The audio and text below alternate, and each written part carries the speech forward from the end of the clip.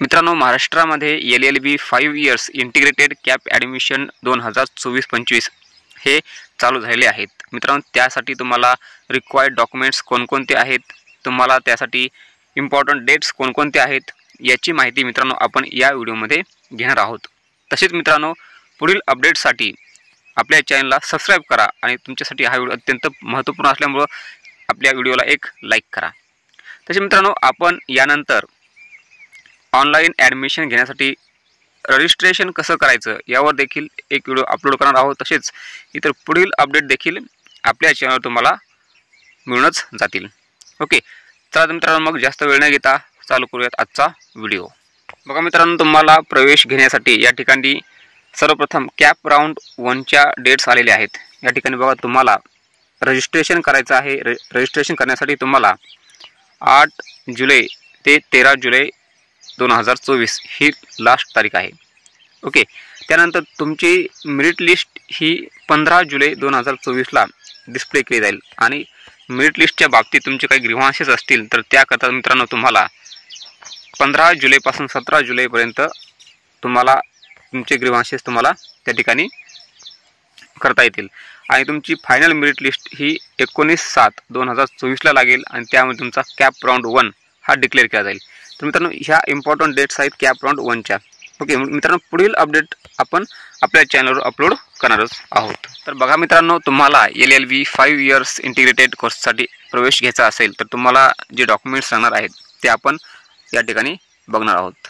मित्रांनो, या ठिकाणी सर्वप्रथम तुम्हाला SSC मार्कशीट लागेल आणि तुम्ही जर तुमची SSC CBSE, ICSE, IGCSE किंवा IB बोर्ड किंवा इतर कोणत्याही बोर्डाकडून कंप्लीट केली असेल तर तुम्हाला या ठिकाणी कन्व्हर्जन सर्टिफिकेट लागेल.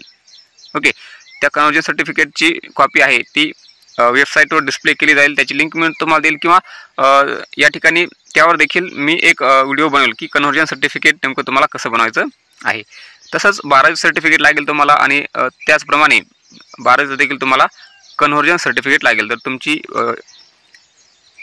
तुमची जी 12वी आहे ती HSC बोर्डाकडून झालेली नसेल तर. ओके, यानंतर बघा,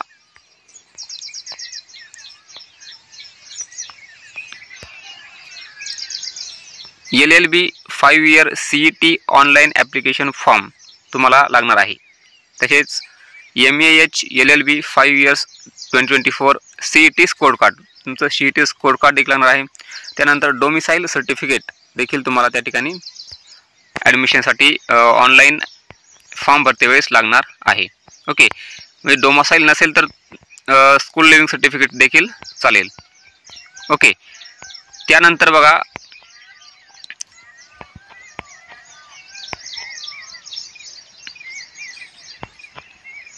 या ठिकाणी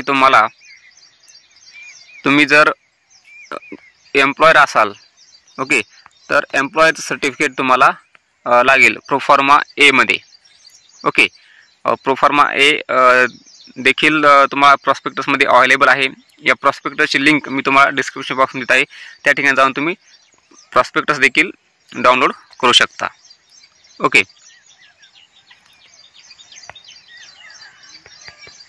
यानंतर तुम्हाला caste certificate, caste validity certificate किंवा ट्राईब व्हॅलिडिटी सर्टिफिकेट आणि जर तुमच्याकडे सध्या कास्ट सर्टिफिकेट किंवा कास्ट व्हॅलिडिटी सर्टिफिकेट नसेल तर तुम्ही त्याची रिसिट देखील अपलोड करू शकता. परंतु सेकंड राऊंडच्या अगोदर तुम्हाला ती रिसिट तुम्हाला त्या महाविद्यालयात जाऊन जमा करणे आहे, अन्यथा तुमचा प्रवेश रद्द केला जाईल आणि पुढच्या राऊंडसाठी तुम्ही ओपन कॅटेगरीमधून गृहीत धरले जाल. ओके,